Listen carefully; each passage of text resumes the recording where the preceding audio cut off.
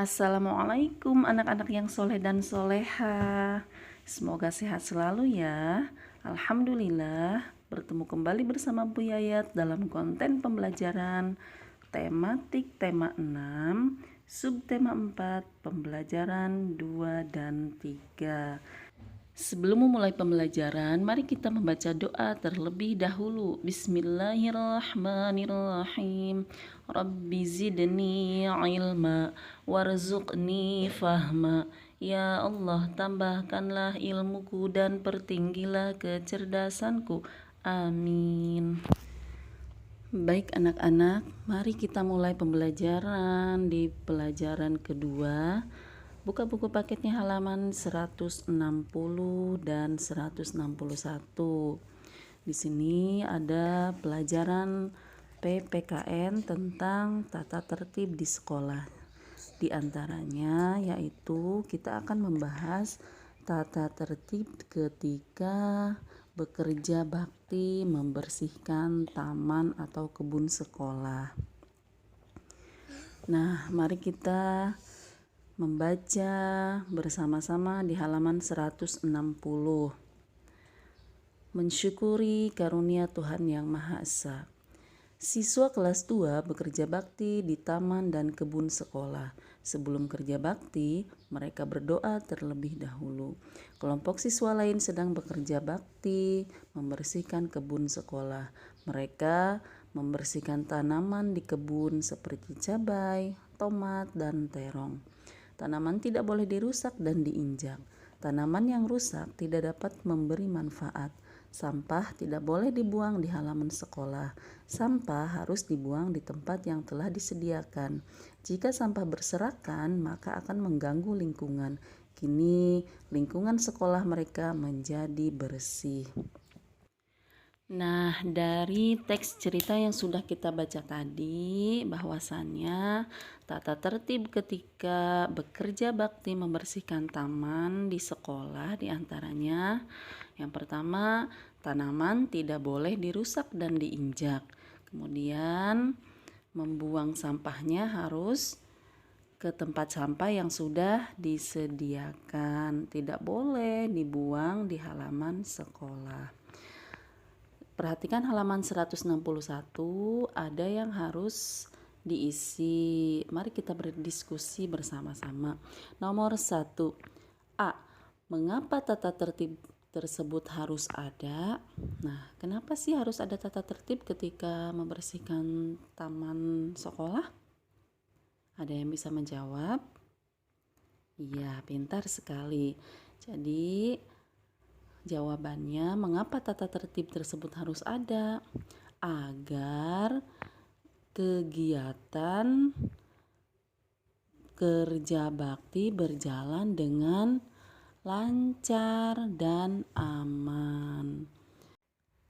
Pertanyaan yang B, siapa saja yang harus menaati tata tertib tersebut? Nah, kira-kira siapa ya? Pintar sekali jawabannya, semua warga sekolah. Yang C, apa yang terjadi jika tata tertib tidak dipatuhi? Nah, kira-kira kalau tata tertibnya tidak dipatuhi, apa ya yang akan terjadi? Ada yang tahu jawabannya? Pintar sekali.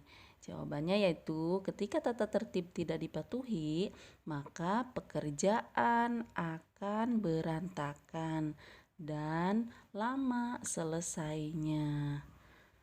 Yang kedua, di sini anak-anak menuliskan tata tertib ketika bekerja bakti membersihkan taman atau kebun di sekolah.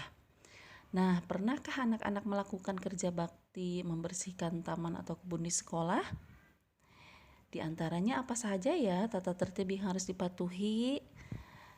Nah, pintar. Jadi, di antaranya yang pertama, seperti tadi sama saja ya, tanaman tidak boleh dirusak dan diinjak. Nah, ketika kita bekerja bakti, maka tanaman yang ada tidak boleh dirusak dan diinjak. Kemudian setelah membersihkan tanamannya biasanya kan suka ada rumput-rumputnya ya. Nah, sampahnya kita buang ke tempat sampah yang sudah disediakan. Yang ketiga, ketika bekerja bakti, dilarang bermain dan bercanda. Terakhir, lakukan kegiatan kerja bakti dengan penuh tanggung jawab dan semangat. Silahkan jawaban yang tadi ditulis dan disalin pada halaman 161. Selanjutnya mari kita buka buku paketnya halaman 164 dan 165. Di sini kita akan belajar tentang penggunaan kalimat tanya. Nah, anak-anak masih ingatkah penggunaan kalimat tanya? Baik, penggunaan kalimat tanya biasanya digunakan untuk menanyakan sesuatu atau kalimat yang membutuhkan jawaban. Biasanya kalimat tanya diawali dengan kata apa, siapa, di mana, kapan, dan beberapa. Ciri-ciri yang kedua yaitu kalimat tanya biasanya diakhiri dengan tanda tanya. Kata tanya apa biasanya digunakan untuk menanyakan benda. Kata tanya siapa untuk menanyakan orang. Kata tanya di mana digunakan untuk menanyakan tempat. Kata tanya kapan digunakan untuk menanyakan waktu. Sedangkan kata tanya berapa digunakan untuk menanyakan jumlah. Baik anak-anak, mari kita perhatikan. Di sini pada halaman 164 ada paragraf rumpang. Paragraf rumpang yaitu suatu paragraf yang masih belum lengkap ya. Maka dari itu titik-titiknya harus kita isi. Nah, untuk mengisinya jawabannya ada di halaman 165 yang di dalam kotak biru. Penggunaan kata siapa, kemana, berapa, apakah, mengapa, dan kapan. Silahkan dicocokkan jawabannya. Misalnya, Bu Guru kasih contoh di sini. Diawali dengan Ahmad yang menanyakan kepada Titus. Titus, kemarin kamu pergi titik-titik. Nah, kita lihat jawaban Titus. Aku ke pasar untuk membeli buah-buahan. Di sini tadi penggunaan untuk menanyakan tempat yaitu menggunakan kata di mana. Nah, pada halaman 165 di sini lihat jawabannya. Siapa, kemana, berapa, apakah, mengapa, kapan. Kemana ataupun di mana sama saja ya untuk menanyakan suatu tempat. Jadi jawaban pada paragraf percakapan nomor 1 yaitu ke mana. Titus, kemarin kamu pergi kemana? Nah, dijawab oleh Titus, aku ke pasar untuk membeli buah-buahan. Titik-titik, kamu melihat aku? Nah, silahkan dilanjutkan ya untuk pengisian paragraf rumpangnya. Selanjutnya, mari kita lanjutkan pembelajaran kita subtema 4, pembelajaran ketiga. Buka buku paketnya halaman 169. Silahkan diperhatikan gambarnya. Di sini ada keterangan gambar hiasan yang terbuat dari bahan-bahan buatan. Diisi pada bagian bawahnya ya, misal karya A berbahan dasar. Lihat yang karya A itu menggunakan bahan dasar apa?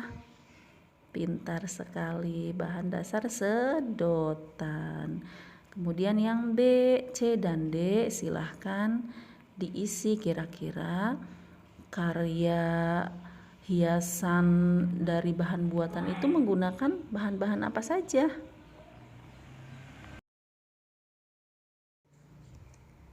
Alhamdulillah cukup sekian konten pembelajaran kita hari ini. Bila Wabillahi taufik wal hidayah. Wassalamualaikum warahmatullahi wabarakatuh.